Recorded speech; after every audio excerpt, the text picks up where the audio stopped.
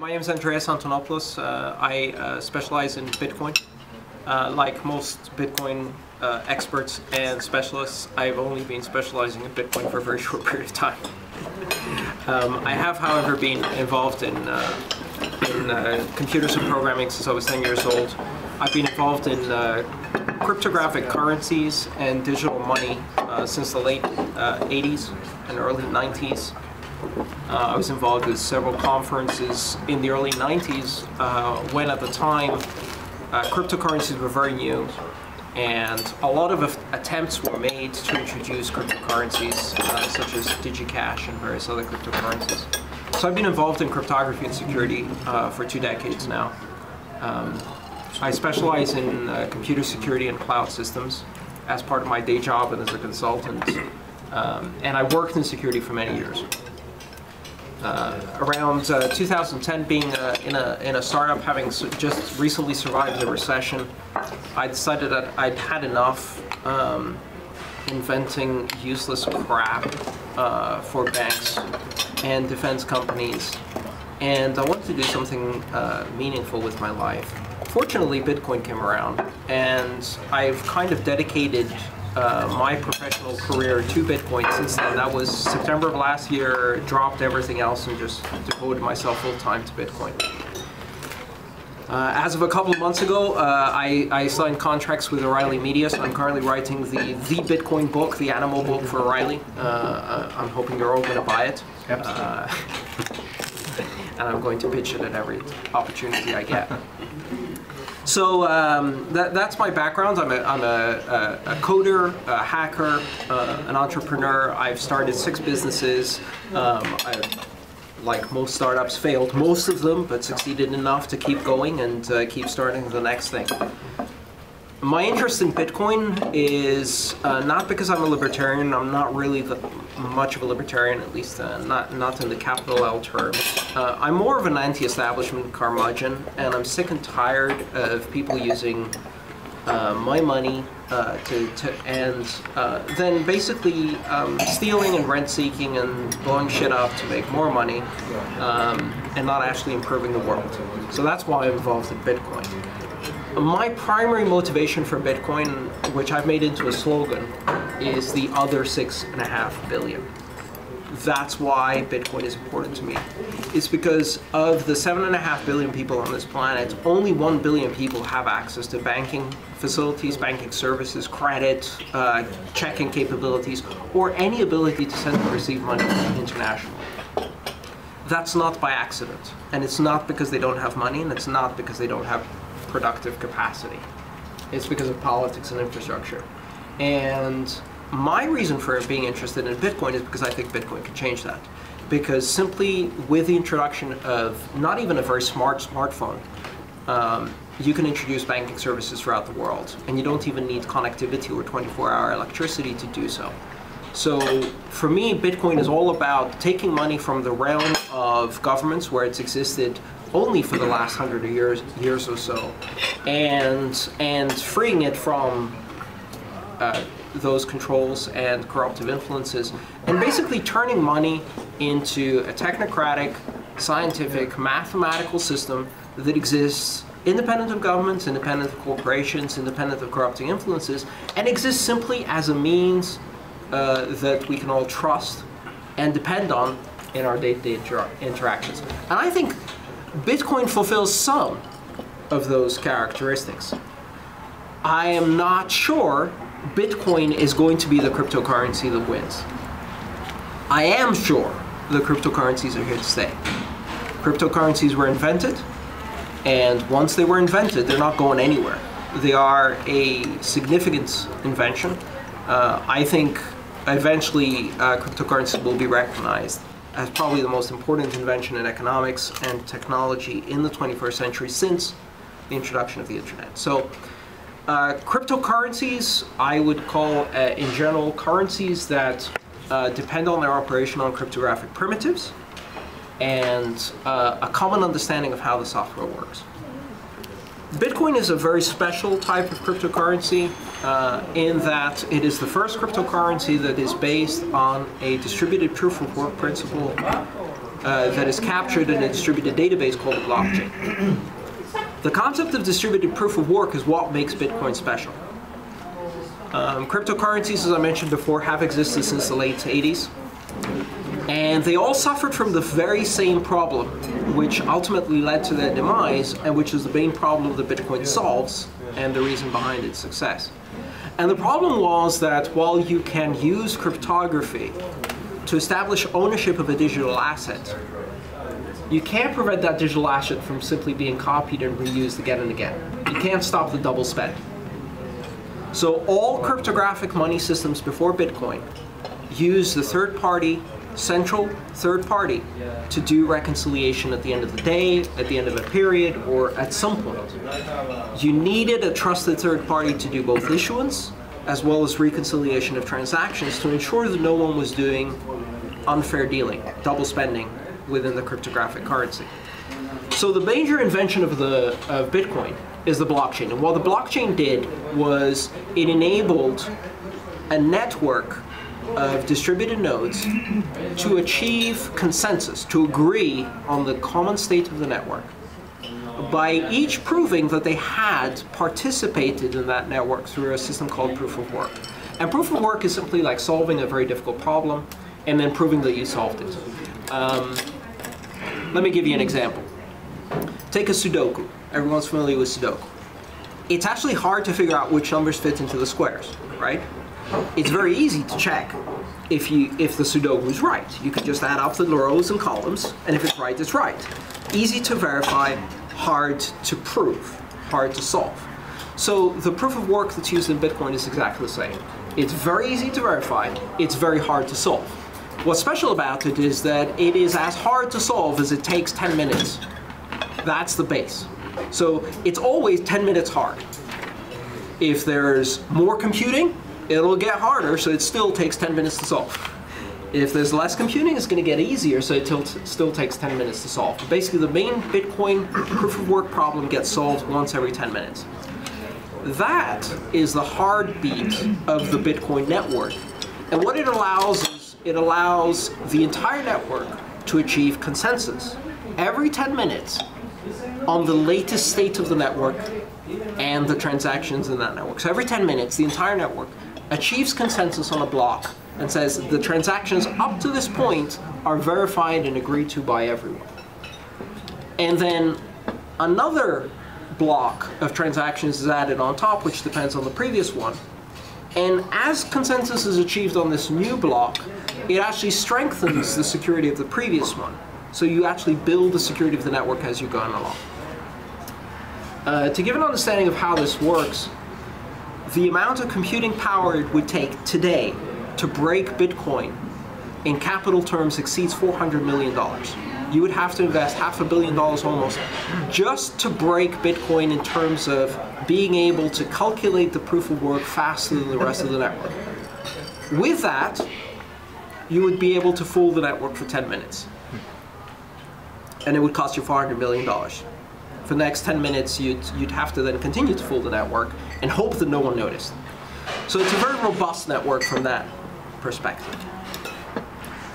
I think the characteristic that most appeals to libertarians specifically is the fact that Bitcoin is a fixed issuance currency. It has a predictable rate of issuance that starts off at 50 Bitcoins per block every 10 minutes and then reduces every 4 years. It was reduced in 2012 to 25 Bitcoins. In 2016, it's going to be reduced to 12.5. In 2020, it's going to go to whatever that is. And I'm better at computer science than mathematics and doing calculations in my head. 6.25. Thank you.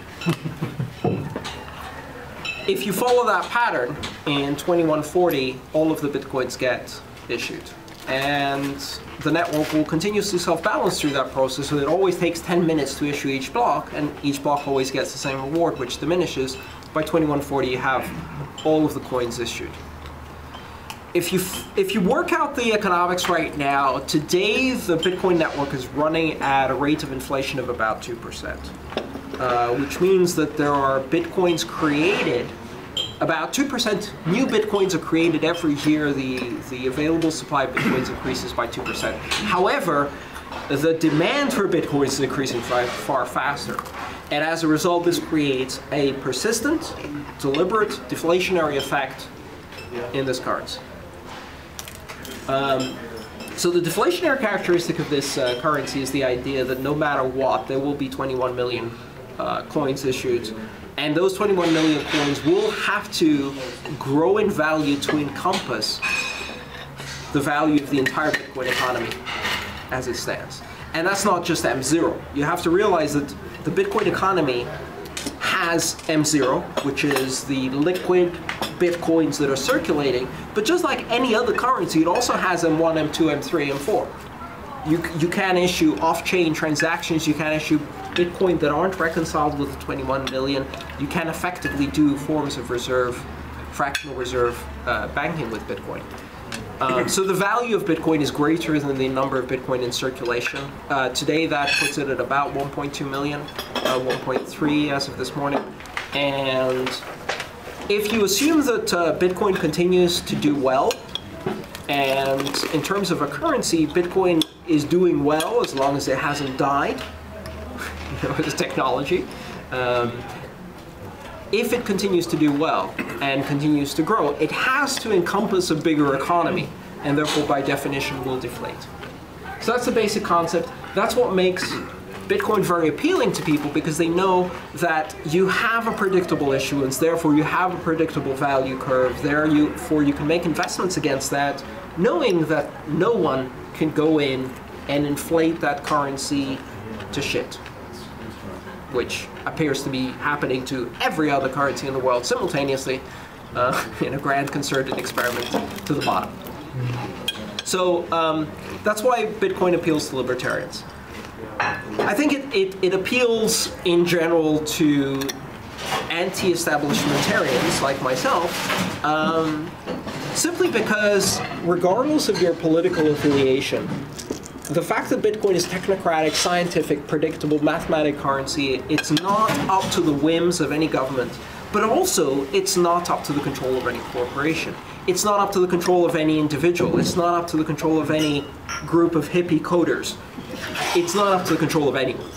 It is and always will be controlled by the consensus of everyone who is participating in this grand experiment of Bitcoin. And that's what makes it special, because if you can trust and read the code and know how it works, then you can invest in the idea of Bitcoin surviving manipulation. Now, since the introduction of Bitcoin, more than 100 alternative coins have emerged. These so-called altcoins are very, very interesting, because what they represent is the evolutionary environment around Bitcoin, the other species. And within the currency system, every currency is judged effectively by a fitness function. Is it a currency that is useful for everyday transactions? Does it function as a store of value for long-term use? Is it predictable in terms of volatility, so it could be used for somewhat medium-term holdings in terms of investments or capital investments? Does it have large economies backing it, so that you can depend on it having a stable value? Does it have the gross domestic product of a large economy behind it? So all of these characteristics exist in the ecosystem, and every currency, in effect, is judged by that fitness function. Traditional fiat currencies skip that whole thing by establishing a buyer market, because you have to pay your taxes in fiat, and the government buys in fiat. By establishing a legal domain, and by establishing a fixed value. Cryptocurrencies have to compete directly. If nobody likes them, they pick a different cryptocurrency. There's plenty to go for. The cost of transitioning from one cryptocurrency to another is the cost of converting that money into the new cryptocurrency. And because they're very, very fungible, it's very, very low.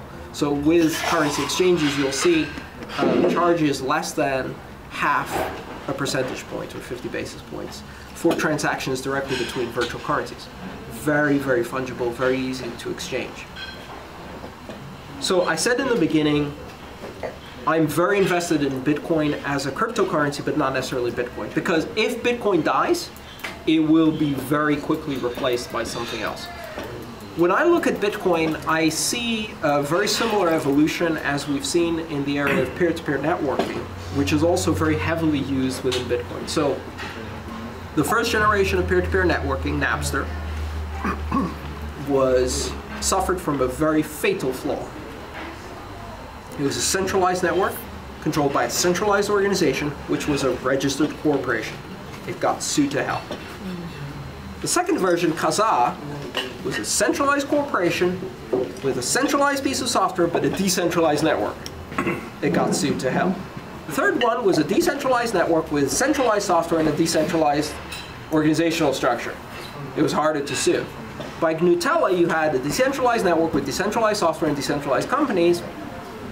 Now you had to go after individual users. And with BitTorrent, that became even harder to do. So what you had, effectively, was an evolutionary process played out over a period of 12 years in a fascinating effect, whereby the government attacked peer-to-peer systems and helped them evolve into a fitness function of surviving government attacks. Predatory sense. Right? And the end result was that the government cultivated BitTorrent and made it an absolutely unstoppable network protocol. Then you have the assistance of governments that really don't give a damn about free speech and, niceties like that. So they started attacking peer-to-peer networks with port filtering and protocol filtering attacks and things like that. So BitTorrent gets encrypted. BitTorrent starts port hopping. I predict that something very similar will happen in the space of Bitcoin. It is extremely easy to set up an alternative coin that solves exactly the problem that Bitcoin is failing at, whatever that may be at the time. And if the problem is big enough to overcome the network effect of Bitcoin, everyone will flock to the new coin.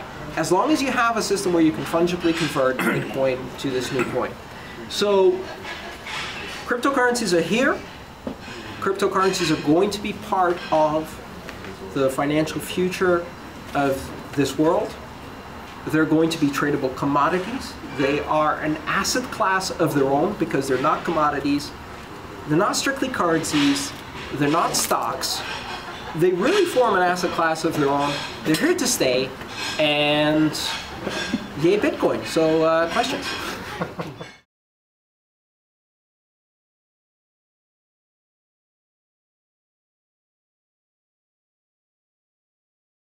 I am not here to tell you that Bitcoin is a safe investment.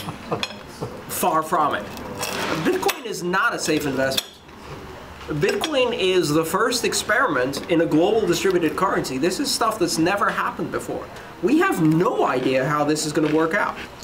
So if anybody tells you that Bitcoin is a sure bet, they're lying. They're lying blatantly. So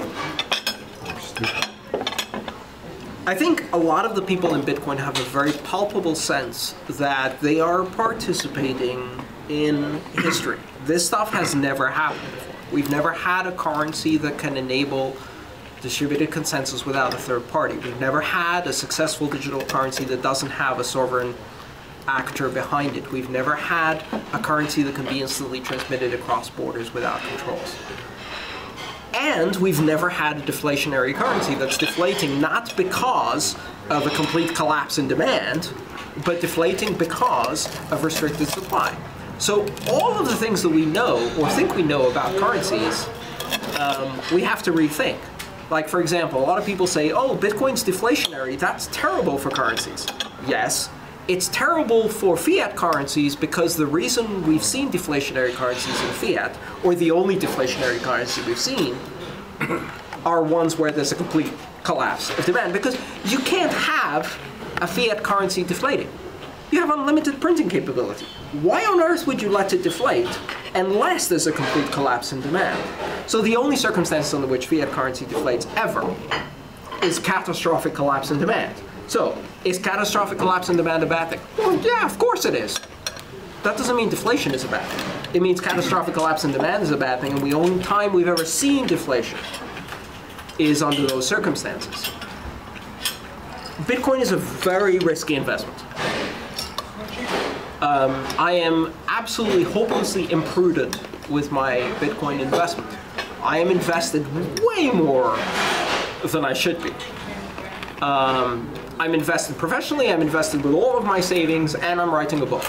And I've actually got a second book proposal, which is why Bitcoin failed and how we can get the next one right. Because, you know, if it all goes to shit, I've got a book proposal to sort that one too.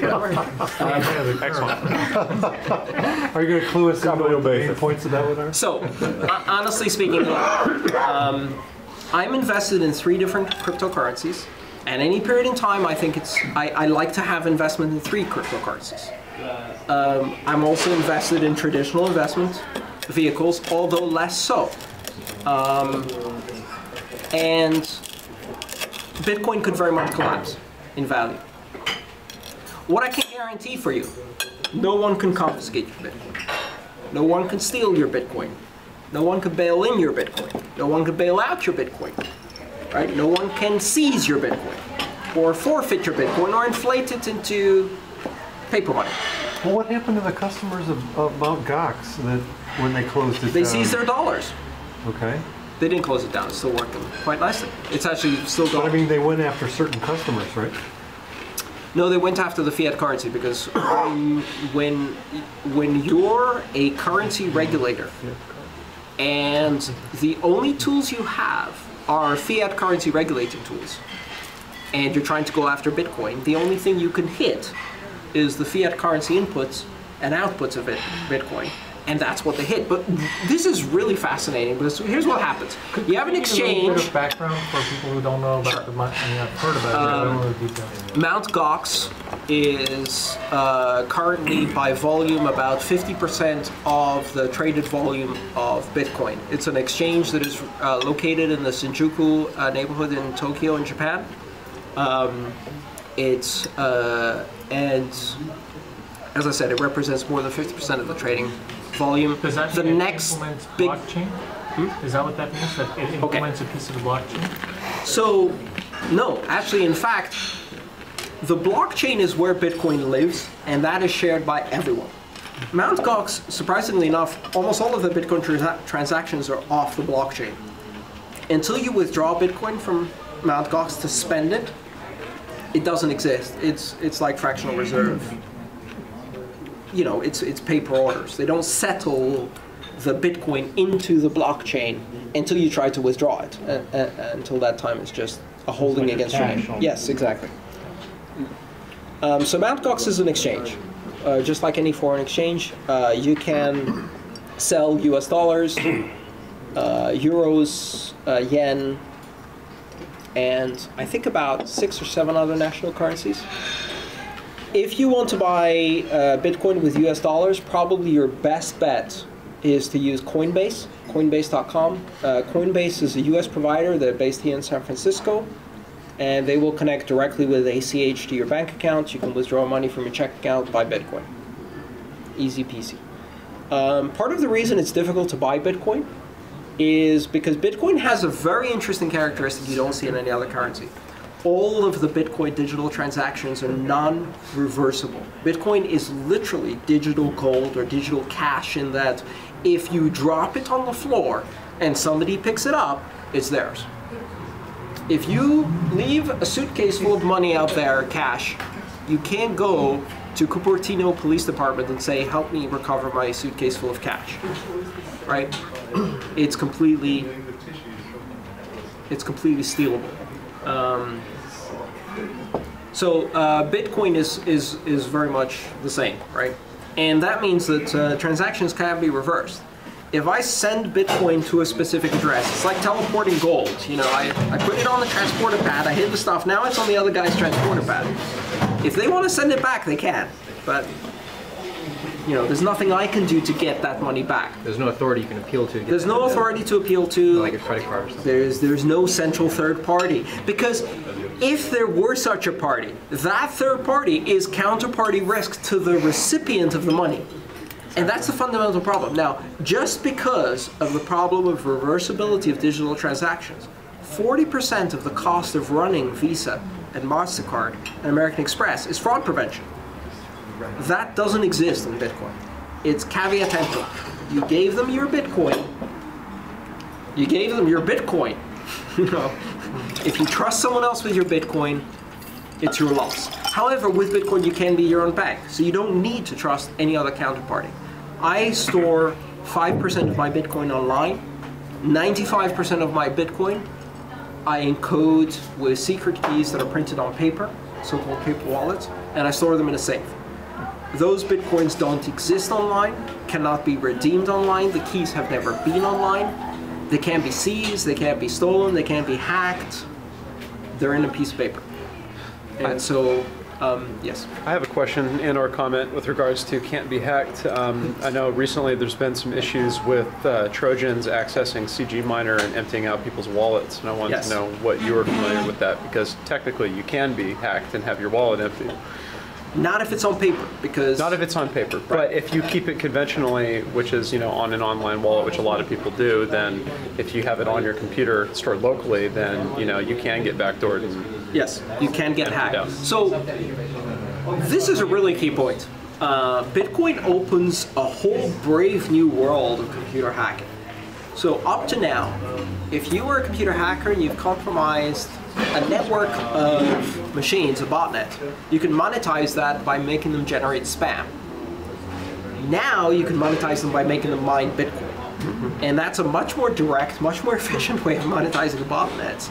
And that changes the game for hacking forever. Also, how many of you feel comfortable that your computer is secure enough to store your entire financial net worth? I'm a computer security expert with more than 20 years of computer security experience. I would certainly not put my entire net worth on my computer, and I'm pretty good at keeping it secure. I don't trust it. I have a sticker on my camera. I assume it's compromised. I assume everything I'm doing is monitored, including my passphrases, including my keys and everything like that. So, when I use my Bitcoins, I boot onto a completely brand new machine off a CD. I print paper wallets onto a printer connected with USB completely off the network, and then I transmit those Bitcoins to those keys, and those keys have never been online. That way, I know no matter what, my computer gets hacked, the websites that I use get hacked, my money's safe. And so that's one way, but there are significant problems with Bitcoin. This is still an experiment. If you try to introduce Bitcoin into the common culture with the insecure computers we have today, with the lack of OPSEC, operational security, common computer hygiene, and all of that, it would cause chaos. You can't just take general purpose computers and make them Bitcoin wallets, not unless you know what you're doing. So what we're seeing is gradually this emergence of this whole entire industry for hardware-based Bitcoin wallets that are tamper-proof, that can give you a certain physicality to this digital system. Because at the end of the day, it's much easier to secure physical systems than it is to secure digital systems. So if you can take your Bitcoins, encode them physically, then you can apply physical security. And that's something that we have, you know, experience with. Hundreds of years of experience, thousands of years of experience of applying physical security, not much experience applying digital security. If you look at Bitcoin as money for the internet, you're missing the big picture. Bitcoin is the internet of money. It is a platform, a protocol, a transaction language, and a network that enables a whole series of overlay protocols, APIs, applications, transaction types, novel financial instruments even, to be built on top of this. Imagine a situation where Bitcoin was used as a proof-of-stake reserve currency for more nimble real-time transactional currency, for example. Imagine Bitcoin where you use the transaction language to create escrow transactions or trust fund situations. And you can do that programmatically, right? Rather than doing it through legal instruments, as you do with fiat currencies. In the sense of Bitcoin, you can implement financial instruments programmatically. And that enables all kinds of innovation without prior permission, because you don't need permission to access the network. And so it unleashes the kind of innovation that you saw with the internet because it becomes a platform for enabling money. If you take that platform then and give it to a world where 6.5 billion people have never had financial services, magic stuff happens.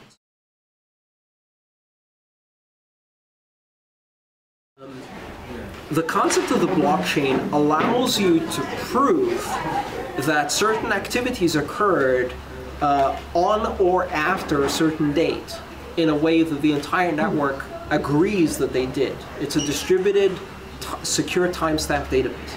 And a distributed secure timestamp database hasn't existed before as a computer science algorithmic structure, if you like. It is as big as concepts like eventual consistency or replicated databases or distributed systems. It provides a computer science fundamental structure that allows you to bring a distributed system to using a heartbeat, which in the case of Bitcoin is every 10 minutes, reconverge consensus of the network on a common shared state without a third party. That's a revolutionary computer science invention. And it allows many modes of use other than currency. So for example, one of the things you can do is attestation in the form of a notary. You can do digital notarization of assets. One of the projects I've been working on is paper wallets. And when you're building paper wallets, you're building an instrument that people will encode keys on and will then send money to and will then have to trust 5 years, a decade. You know, this is like the safe deposit box cold storage, right? So it's very important that you trust the code that generated those keys. Very recently in Bitcoin we had a significant security breach. Bitcoin has so far survived all of its security breaches, which is why it's doing so well. But it was in May, right? No, this one was like 2 weeks ago. Oh. Android has a bug in Java, in a specific module in Java called secure random number generator. As you can imagine, secure random is a rather important library in Java, and if you have a bug in that one, it causes you problems. If you're familiar with random number generation, the biggest problem with random numbers is you never know if a random number is random, right? So if you ask me, generate 5 random numbers, and I said 6, 6, 6, 6, 6. Great. Now, that's a perfectly random sequence. Out of the billion numbers I was going to generate, it just so happened that the first 5 I mentioned were the number 6. You have no way of proving otherwise, right? Random number generator is only as good as you can keep trying it and testing it. So anyway, Android had a horrific mistake whereby it would give you the first random number with 256 bits of entropy, and it would give you the second one with 8 bits of entropy. And that means it's pretty much the same as the first number. And because a transaction signature in Bitcoin is a secret exponent times a random number, if you had 2 signatures in sequence with the same random number, you can figure out the secret exponents. That's bad.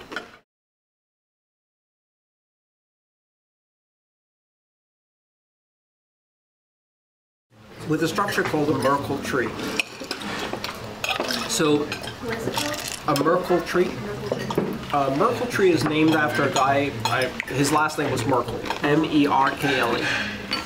He invented the data structure, which is a binary tree where each root node has 2 children.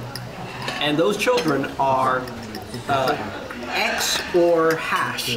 Exclusive, the hashes of the 2 children are exclusive ORed and hashed into the parent. Bottom line, think of a tree where you can summarize entire branches by the parent. So you can roll up a branch.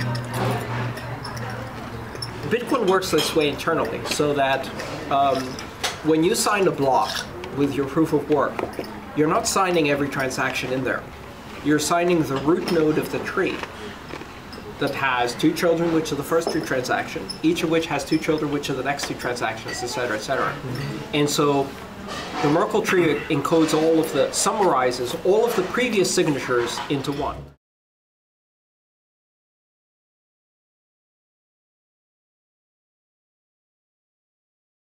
Listen, first of all, if you submit the transaction to them, or if you're on their own network, they're going to see it go out, so then they can verify it immediately. If you don't submit it to them and it has to actually propagate the network until it gets back to them, maybe it takes a few seconds, just like an email, but not more than that. I mean, the propagation time across the entire network is no more than 10 seconds. I think it's a confusion between confirmation. Confirmation versus, yeah, okay, so when you create your transaction, it's broadcast to everyone on the network. Now, they can immediately check and see if the keys you're using correspond to a value. What they can't know for sure is whether you've already spent that value. They won't trust that transaction until another block has been mined, 1 confirmation, or 2 blocks have been mined, 2 confirmations, etc. on top of that. Right. Because then, in order for you to double spend, you'd have to go back and re-mine those 2 blocks. And because that takes proof of work, and because that proof of work takes 500 terahashes of work to do today, no one individual could do it. In order to remine 2 blocks, you'd have to spend $400 million worth of computing power. Right? So, there's a difference between confirmation and propagation. The propagation of the transaction is instant. Like, as fast as an email, maybe a few seconds across the entire network. It takes 10 minutes for the first confirmation.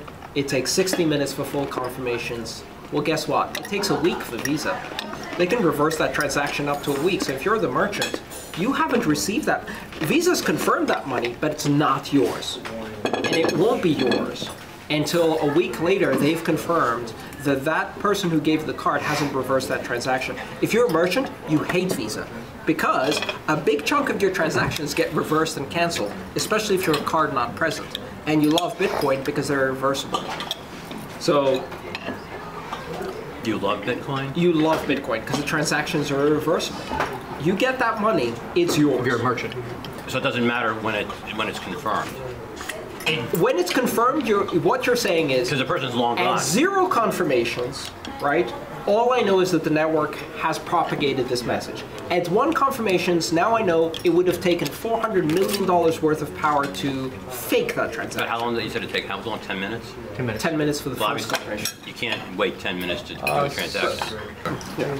If you've signed the transaction, I can verify that signature instantly. Why? Because I have the whole blockchain. I can't confirm that the entire network will accept that transaction as valid and that you won't try to double spend it until 10 minutes has passed. But I can confirm that you actually had the Bitcoin. Okay. That's the difference. I can independently verify that you had the Bitcoin because I can verify your signature, I can verify the outputs. What I can't verify is that you didn't, in the 10 minutes I'm waiting, spend it again. And you're saying that risk is acceptable for most merchants? That risk diminishes by $400 million per 10 minutes. Is it acceptable for merchants compared to Visa? Absolutely, because Visa, a week goes by and they reverse your transaction, and then what do you do? I think it's very important to realize that Bitcoin is not competing with perfect. 1 out of every 1,000 $20 bills in your pocket is counterfeit, and you don't care. Because you don't depend on perfect security or even perfect detection. You depend on 1 out of every 100 or 1 out of every 500 retailers applying a UV pen or applying some counterfeit detection mechanism, and through that, gradually withdrawing counterfeit money out of the economy to a level where the overall trust you put into the currency that someone will accept it is good enough. That's how currencies work. They don't work on perfect security. They work on good enough that when I give it to the next person, they're not going to turn around and shoot. So as long as you achieve that level of security, it's good enough.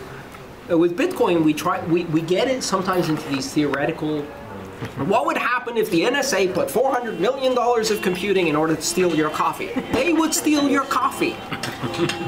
But there's probably easier ways to do that, and they could do it a lot easier with a counterfeit $20 bill. So we have to compare it to what it's replacing, if you think it is replacing fiat currency.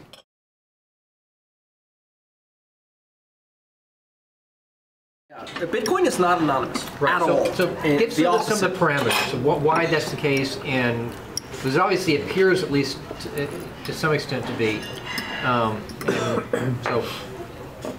So the blockchain is a global ledger. The way it works is that every transaction ever created goes into the blockchain.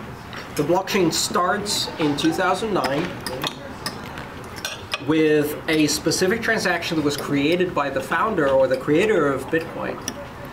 And every single transaction after that is in the blockchain. So if you have a copy of the blockchain, you have every transaction in Bitcoin that has ever happened since August 13th of 2009. You can track from that very first transaction, every single Bitcoin is first created. Its genesis occurs in the block with every new block when it's minted. It doesn't have a serial number, but from that block, that Bitcoin is then sent to the miner who earned it, who then sells it or buys something with it and gives out transactions to everyone else. All of those transactions go into the blockchain. Right now, there are 6.8 million chunks of little Bitcoin coins owned by some 2.5 million Bitcoin addresses. We have no idea who owns each Bitcoin address, but you can track every single Bitcoin through every single step. So if you figure out what my address is, you can then backtrack every Bitcoin I've received, every Bitcoin I've sent, and figure out what transactions I've made. As it stands today, Bitcoin is a privacy nightmare, and we need to fix it before it goes worldwide. I create an address every time I export Bitcoins out of Coinbase. You can create an address. You can create as many addresses as you yes. want, but it's still tied to your bank account ultimately, because Coinbase has got a record of it. It's tied to the previous address with which you transacted. Yeah. So simply by association or taint, Yeah. you can associate addresses to each other and basically track them. The metadata. It's a fully trackable system. It's all the metadata you would love in order to just completely violate everybody's rights. But it still relies on establishing the identity at some point. So when you hold a coin, your name is not in the block. No, Right. The address is. So if you associate that address with an identity, then you Right. can associate Right. all corresponding transactions to that identity. Right. So there are two ways around this. The first one is a system of services that exist that are called mixers or mixmasters. And similar to mixmasters on Freenet or email mixmasters in the Cyberpunk mailing list, what they do is they take a whole bunch of Bitcoin inputs, they go, and then they redistribute them out to the outputs, and it messes up the taint. It retaints every Bitcoin with every other Bitcoin until everything's so tainted that the taint is no longer useful. So you throw them all into a big tumbler, and you tumble them with all the other Bitcoins. Even staggering the time. Even staggering the time. It's still not good enough. It's nowhere near good enough. We need cryptographically secure remixing, and we need to do it by default, and we need to do it on every transaction, and we need to do it with a new address. Yeah, I mean, and most of the underlying communications on Bitcoin are not encrypted.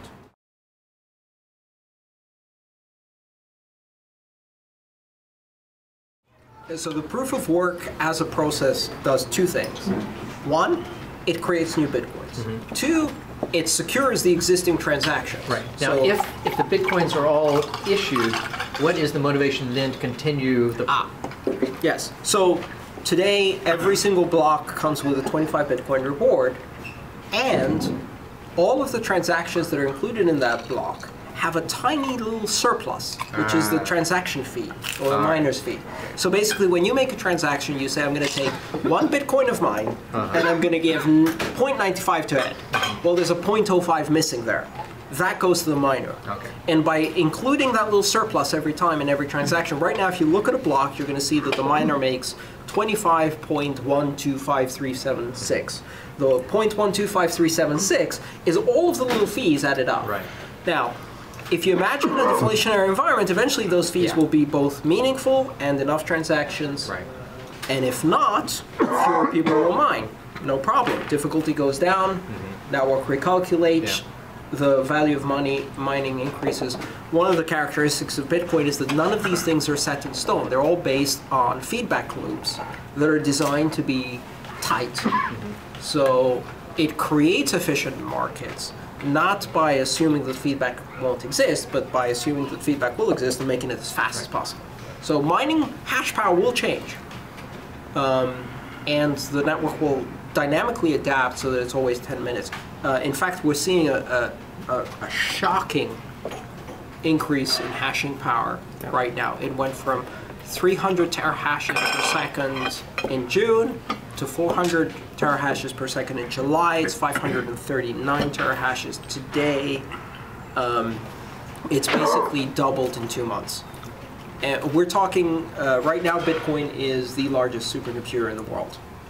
Is that By because, far. Is that because people are buying those dedicated processors to Yes. mine them? It can't do anything useful. All it can do is SHA-256, but it can do SHA-256 faster than any computer system in the world. And that's why if you look at mining profitability calculators, you know, Bitcoin is low. It is not Yes. profitable. It's at 50%, where And that's great. Because is great if you have a no miner. Even financial though they get this system ability to- should be profitable if it works properly. A financial services industry that makes 8% of GDP is proof that it's fucked up and corrupt. Because no financial services industry could extract 8% of GDP as marginal profit if it was working efficiently. It would be much, much lower. They are, honestly, they're not generating enough services. and also Food generates services that have tangible value, but not 8% of the economy just for bankers.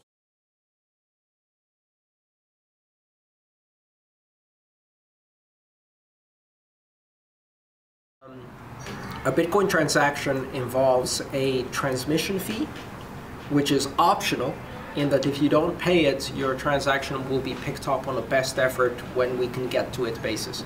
If you pay it, the minimum transaction is half a cent.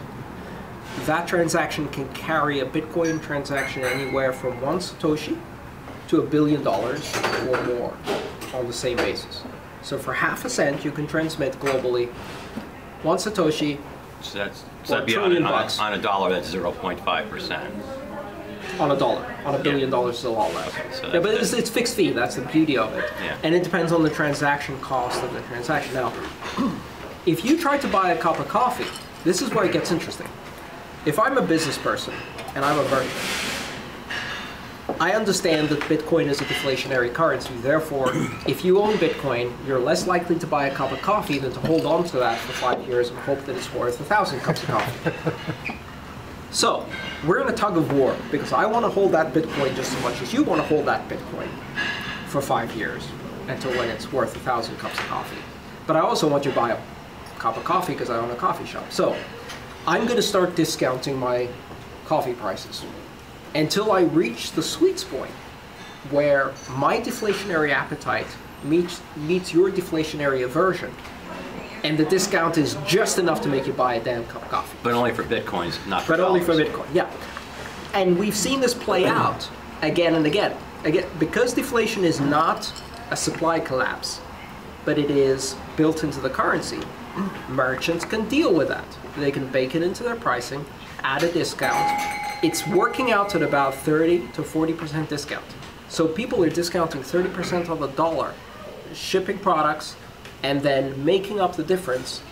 Can you explain that? Currency. Yeah. You're saying that I'm going to Bitcoin sell you versus- something, and instead of selling it for $20, I'm going to sell it for $12 or $14.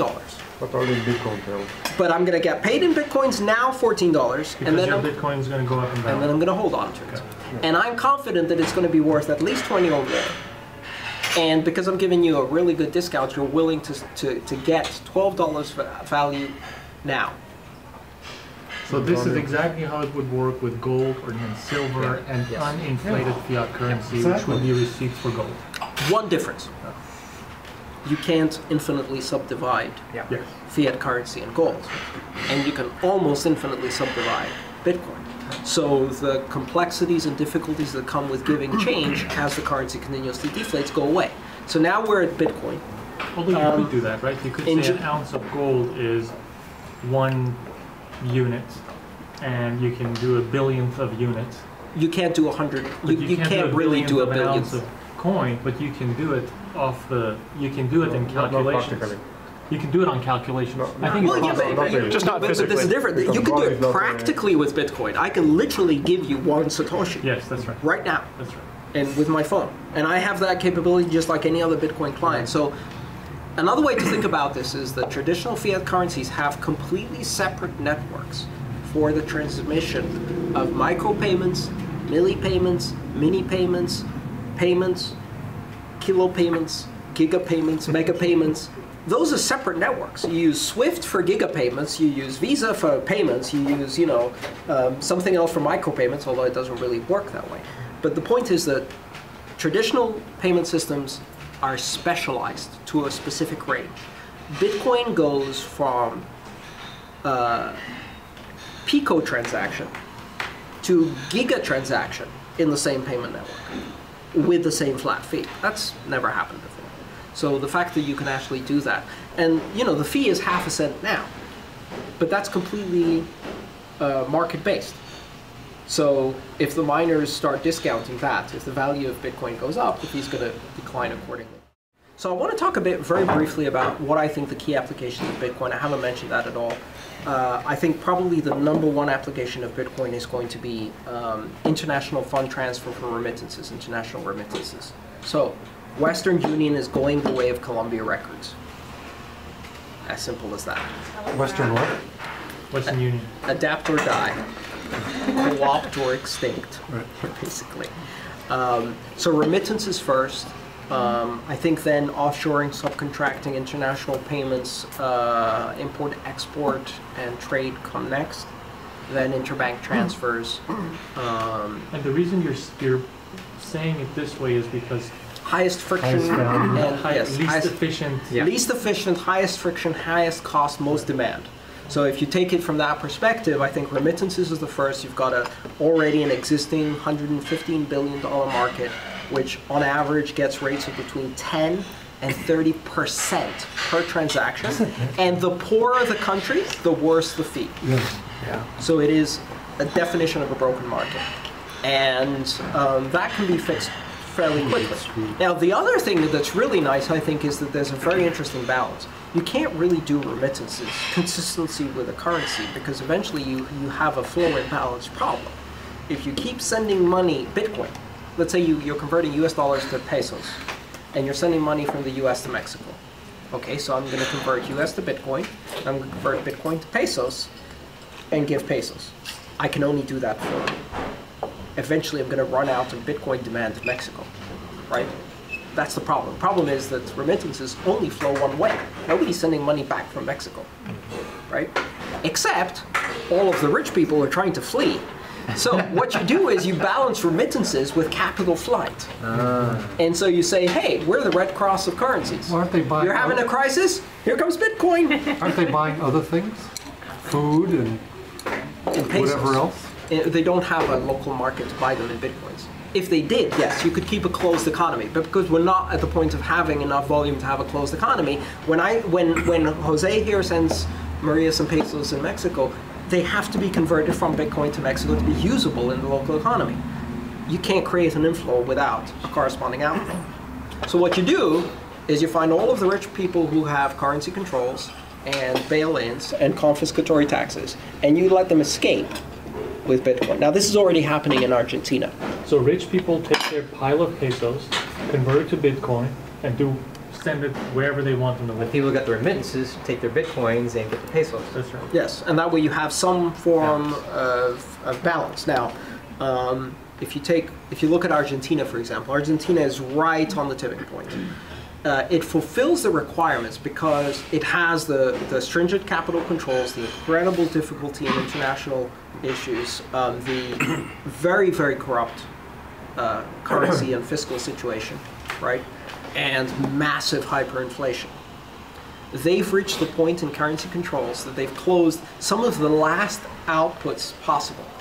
To understand how bad this has gotten, people were buying stock on our Argentine stock market that was commonly listed also on the New York Stock Exchange as a way of converting money to dollars. Buy stock here, sell it on the New York Stock Exchange, and use that to move money out of the country. Obviously, very few people can do that. People are even buying new cars off the lots in Argentina today. To stop them. As a way store of value. savings, yeah. Yes. Yeah. Even So though when you drive it off the lot, it drops 20%. one of the More than Argentinian real participants in the Bitcoin conference said, look, in order to understand why Bitcoin is powerful, you have to watch this scene I saw of two 60-plus aged Argentinian men who had no technical expertise exchanging barcodes with their lawyers over a table to do a real estate transaction. Because both of them had their funds outside of the US and there was no way they could convert them, so they did the entire transaction in Bitcoin. And this is people who have no understanding of Bitcoin, but you give them the right incentive. So the reason I think Argentina is on the cusp is because it fulfills the criteria. It has all of these controls, but it also has educated population, ubiquitous availability of internet, ubiquitous availability of electricity, ubiquitous availability of smartphones. Those are the necessary preconditions for a tipping point. So if what happened in Cyprus happens in Argentina in the next year, they're going to shut every single door they can shut. And there will be one door left open, the one they can't shut, Bitcoin. The one thing you said about the remittances balancing the capital flight, I mean, people are just going to hang on to Bitcoin. I mean, if you live in a world that's going apart so fast, why would you transfer it into any fiat currency? Because you don't have any disposable income. You're living hand to mouth. Okay, but So if you need to buy milk for your kids, yeah, but I mean, the kind of people that are trying to get their money out of the country, for the most part, have a lot more money than they need to spend. But the people who are doing the remittances. Well, that I understand. Yeah. So it's just, but they're going to want to hang on to it as much as possible. Oh, they will in that environment, because it's going to be inflating. It's deflating. The value of a Bitcoin is going to be going up like crazy as this currency crisis unwinds. So part of the reason why Bitcoin offers a relatively enticing store of value is because if you accept that other people will continue to find it useful, and if you accept that other people who have invested in that value will continue to defend the network existence of Bitcoin, and you only need 2 nodes and someone willing to cash out, then it instantly becomes a more enticing proposition than some currencies. The key here to remember is there are 192 currencies. Ours is the world reserve, and therefore will be the last to topple. And so if you ask an American, is Bitcoin better than the US dollar? The answer is obviously no, and will continue to be no until the very last moment. The last currency where you'll say that, yes, is the US dollar, unless things really go bad. But the point is to remember that there are another 192 currencies in the world, and some of those are the Zimbabwe dollar and the Argentine peso, currencies where literally the intrinsic value of goat shit is greater than the value of your paper money because it burns longer. And I remember this from an interview where someone was asking someone in a Zimbabwe cafe, and they had a stack of Zimbabwean dollars like this, and they were giving them for coffee, and he says, well, if the money's worth so little, why don't you burn it? And he says, because we burn goat dung because it burns longer. And he had basically expressed the entire monetary policy of the country in one expression. Beautiful. Our money's worth less than goat shit. And so if you consider that from that perspective, so why isn't Zimbabwe adopting Bitcoin? Because they lack the other prerequisites. They don't have enough internet and enough computing power. Smartphones. Even before you get smartphones or internet, it's electricity. So you start with electricity, then you go to internet, then you get to smartphones. And so what we're trying to do is, on the one hand, the world is moving up that scale. On the other hand, Bitcoin is moving down. So now it's possible to use Bitcoin without smartphones. So you can use it with just SMS.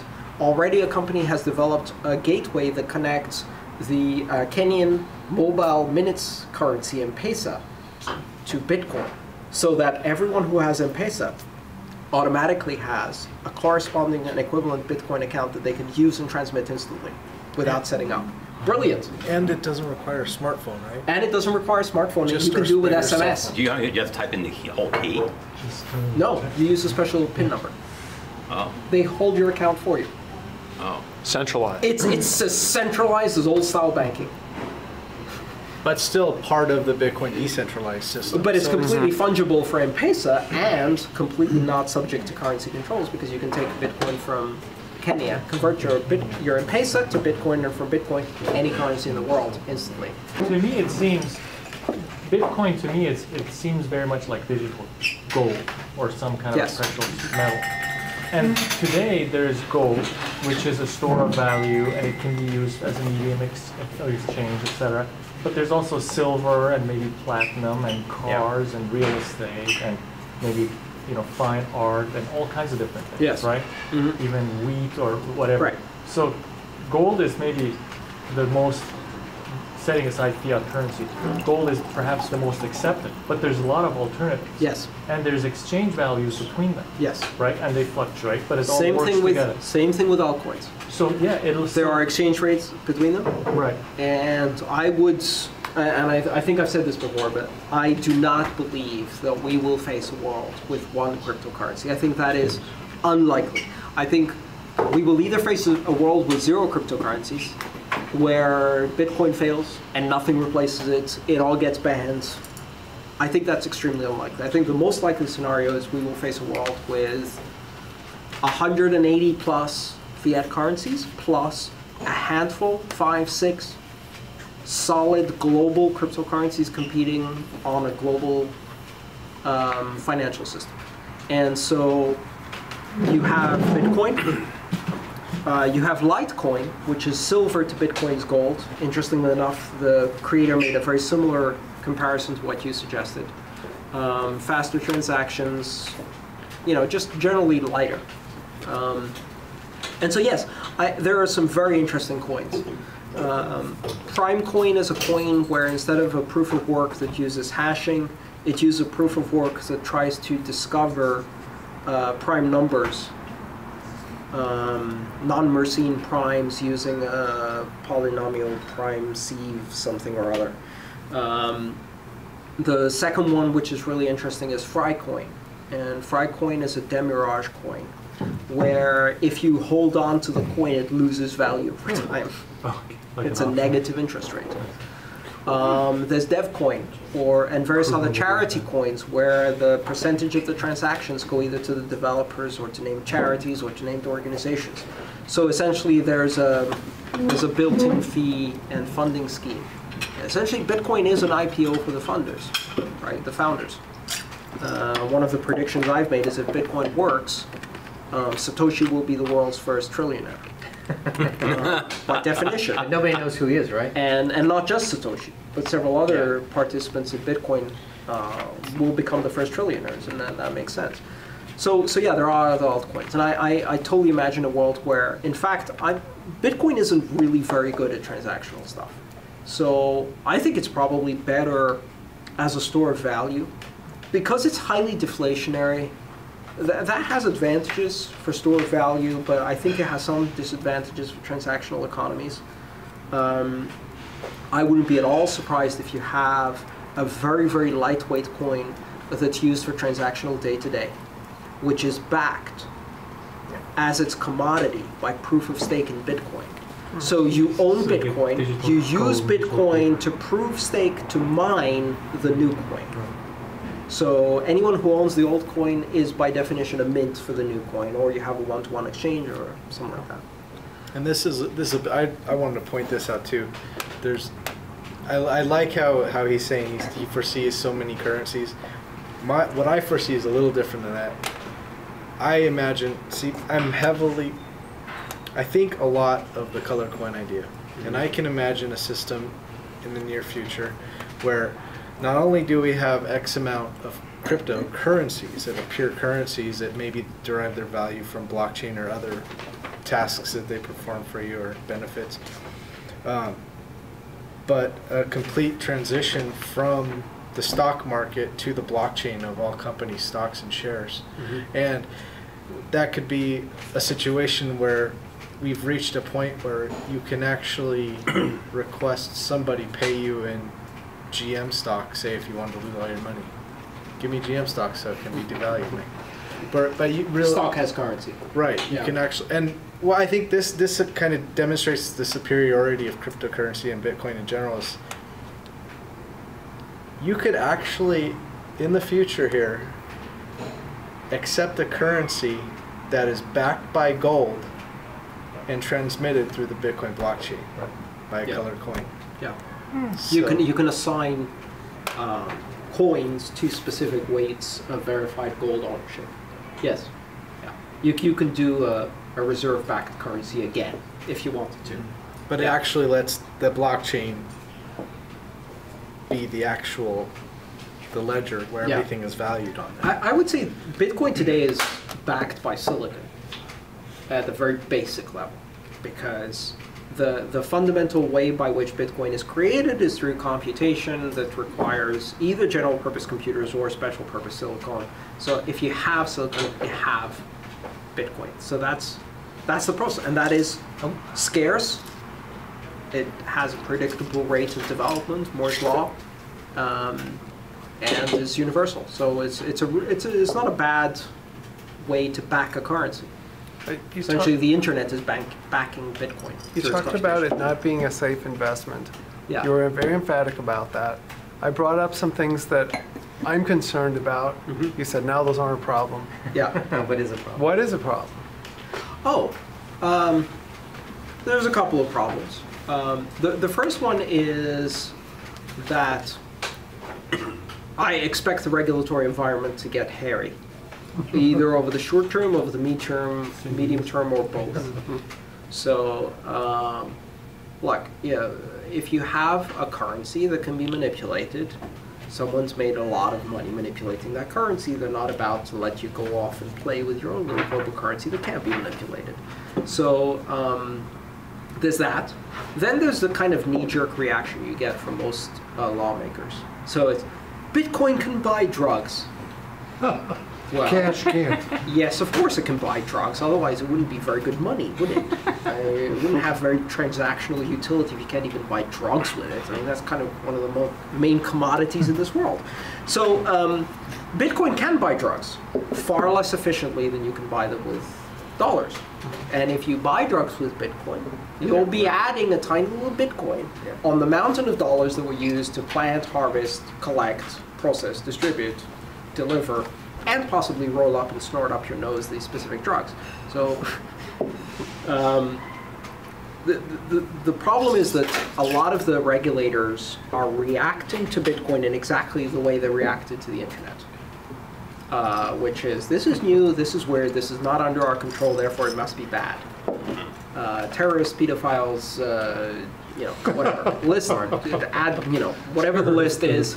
There's a beautiful cartoon for Bitcoin where there's this guy who's holding a box that says Bitcoin on the front, and there's a guy dressed like Uncle Sam that has regulators on the front of his shirt in the store, and it says, well, how would you like me to wrap this? And he's got this wrapping paper behind it, says terrorism, child pornography.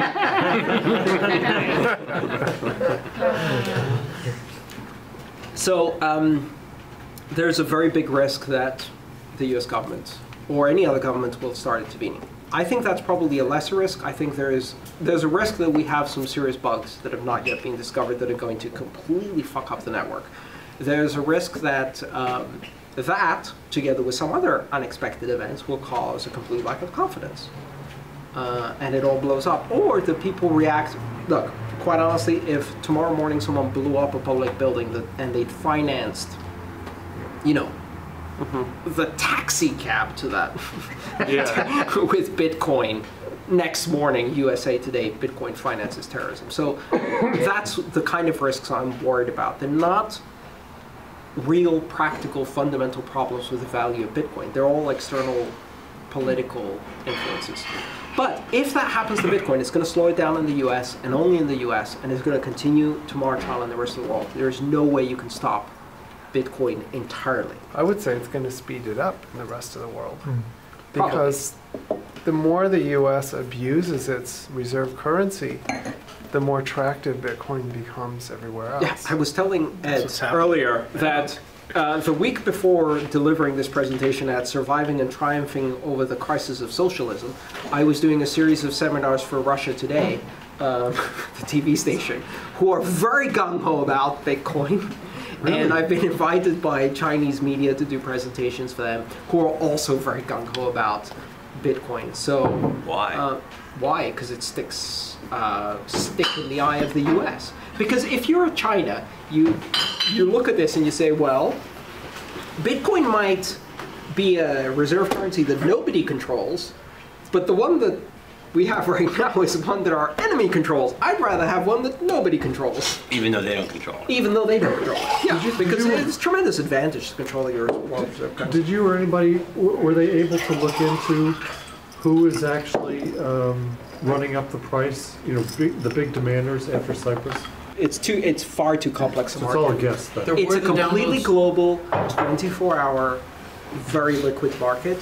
So it's extremely difficult to track. And there aren't even the analytical tools to track it right now. So I would say if you hear predictions or even analysis of Bitcoin markets, take it with a huge grain of salt. You know, first of all, it's coming from the same people who didn't see the last one coming. And secondly, they're doing that on a currency where they don't have the necessary tools or historical experience. So they have no idea. I saw, you know, a bunch of articles say, oh, it's the Russians who had the money in Cyprus who dribbled it up because... Maybe. You know, yeah. but how do they know, right? They don't. No, they don't. They don't. There is a certain way you can kind of tell where downloads are happening from certain apps on a phone. On SourceForge, they keep download statistics by country, and we saw huge spikes of downloads in Cyprus. We saw recently huge spikes in downloads from China.